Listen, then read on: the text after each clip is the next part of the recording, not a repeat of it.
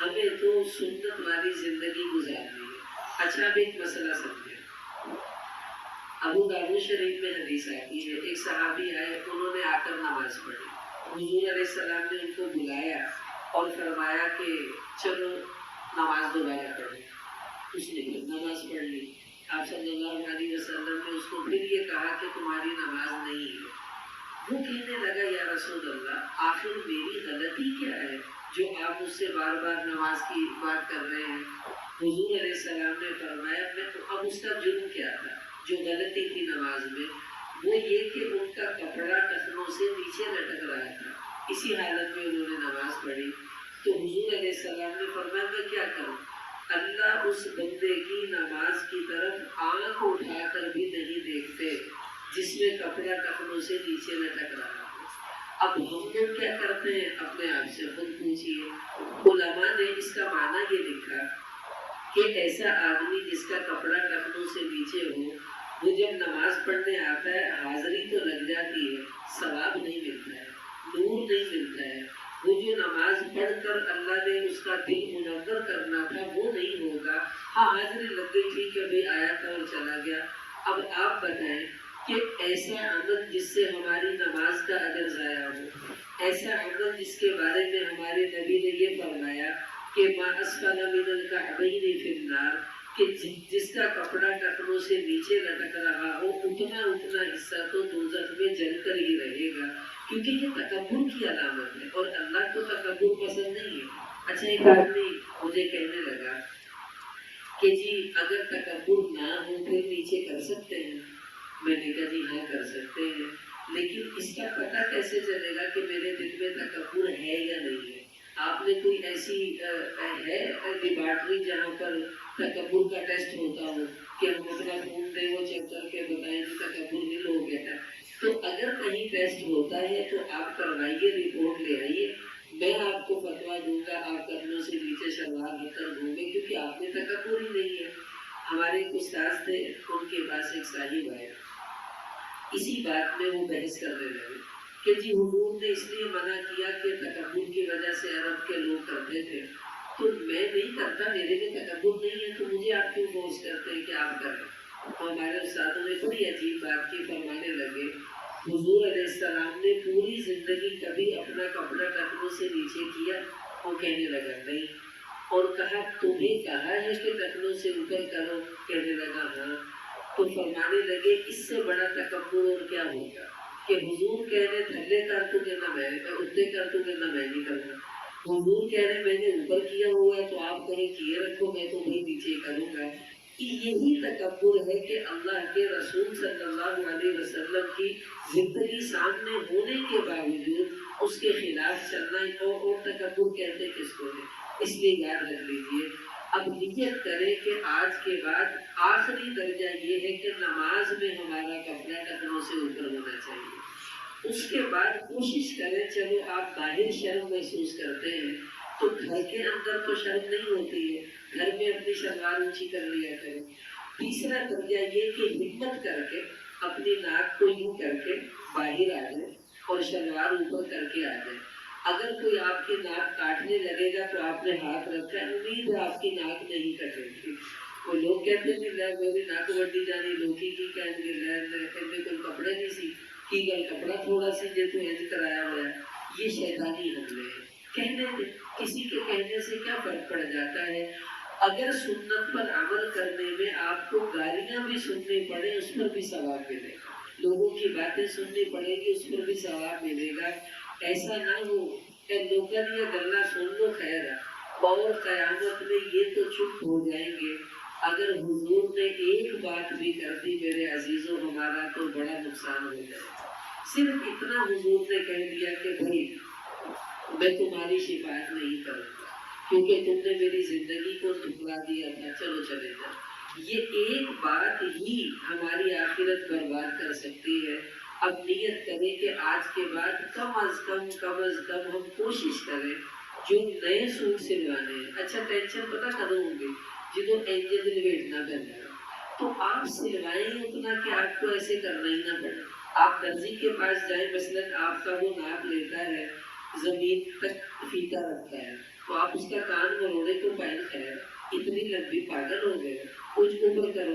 تو ٹخنے سے اوپر تک اپنا ناپ دے کر آئیں تاکہ جب آپ شلوار پہنے وہ پوری ہوگی، آپ کو یوں یوں گلسنی نہیں پڑے گی۔ یہ بھی پھر لوگ کہتے تھے ایسا کر کے جو نماز پڑھو تو نماز مکروہ ہو جاتی، بالکل ہوتی ہے، تو یہ تھلے کر کے پڑھو تو نماز حرام ہوتی ہے، ایسی تو ہمیں پتہ ہونا چاہیے۔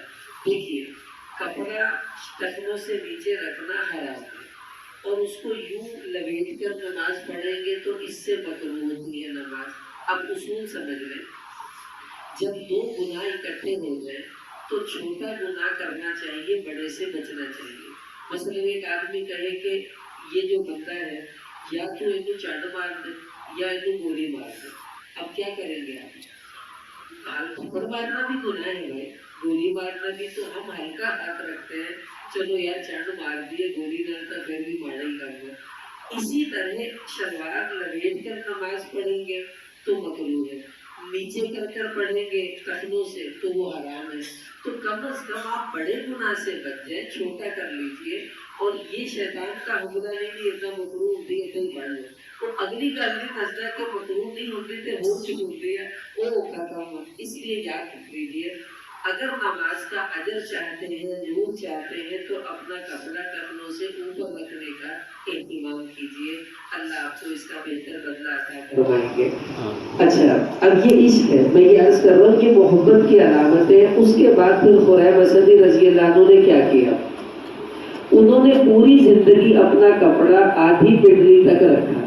صحابہ ان سے کہتے تھے بھائی نیچے تک رکھنے کی گنجائش ہے تو تم تھوڑا نیچے کر لو، کہنے لگے نہیں، آپ صلی اللہ علیہ وسلم کو میں نے جس حالت میں دیکھا میں اسی حالت میں رہوں گا موت تک، اب میں نے اپنے آپ کو نہیں ہٹانا۔ اور یہی تھے جن کا گریبان کھلا رہتا تھا۔ اچھا، یہ جب حضور سے ملنے آئے تو آپ علیہ السلام نے گرمی کی وجہ سے گریبان کھول کر یوں پیچھے کو کیا ہوا تھا، انہوں نے دیکھا، پھر پوری زندگی اپنا گریبان انہوں نے ایسے ہی رکھا۔ بھئی یہ کیا کرتے ہو؟ کہ میں نے حضور کو ایسے ہی دیکھا تھا، میں نے ادھر رکھا، بس میں یہ عشق کی علامتیں ہوتی ہیں۔ اور ہم پتہ نہیں کون سے عاشق ہیں کہ نبی کا کپڑا کہاں ہے، عاشق کا کہاں ہے، نبی کے بال کیسے ہیں، عاشق کے کیسے ہیں، نبی رات کو سوتا بھی سر ڈھانپ کر ہے، حضور علیہ السلام کبھی ننگے سر نہیں سوئے۔ حدیثوں میں آتا ہے شمائل میں، رات کو آپ تیل لگا کر سر پر کپڑا باندھ کر سوتے تھے، اور حدیث میں آتا ہے کأن ثوبہ ثوب زیات، اور آپ علیہ السلام کا وہ کپڑا جو سر پر باندھتے تھے وہ تیلی کے کپڑے کی طرح میلا ہو چکا تھا، تیل لگ لگ کر سر کا۔ تو تمہارا نبی تو رات کو سوتا بھی سر ڈھانپ کر تھا، اور آج مسلمان نماز بھی ننگے سر ہی پڑھ لیتا ہے اور کہتا ہے کوئی گل نہیں، خیر ہے، پھر کہڑی گل ہے، خیر خیر کہتے ہی بندہ جڑا نا وہ پہنچ جاتا اتنے جتنے اللہ پاک انہوں ناراض ہو جاتے۔ شیطان یہیں سے شروع کرتا، کوئی بات نہیں، خیر ہے، پھر کیا ہوا۔ ہمارے بزرگ فرمانے لگے صرف رویوں کا فرق ہے، لفظ وہی ہے۔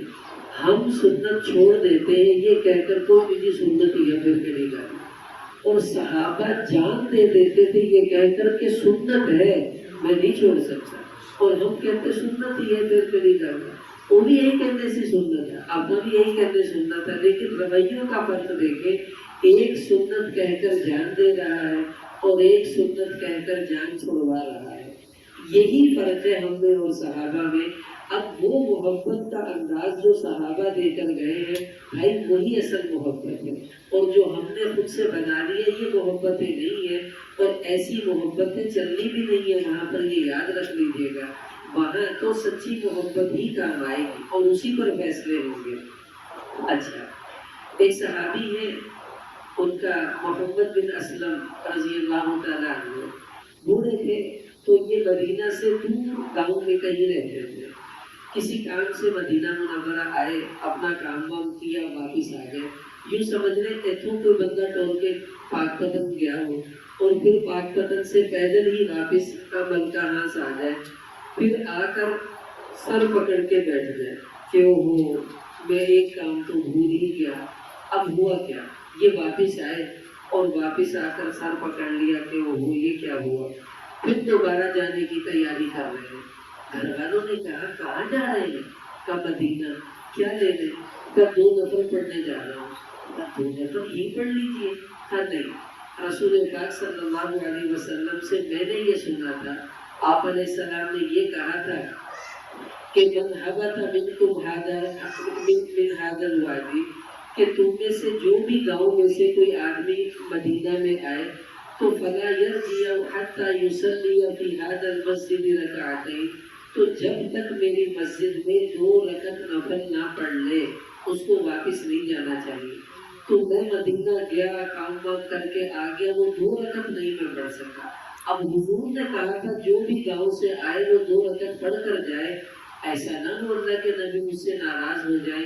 تو میں بس اب جا رہا ہوں صرف 2 رکعت پڑھنے کے لیے، پھر لمبا سفر کر کے آئے، مسجد میں پہنچے، 2 رکعت نماز پڑھی اور وہاں سے واپس آ گئے. کیوں؟ اس محبت اس نے مجبور کیا کہ محبوب کا حکم ہے کہ جو آئے 2 رکعت پڑھ کر ہی جائے.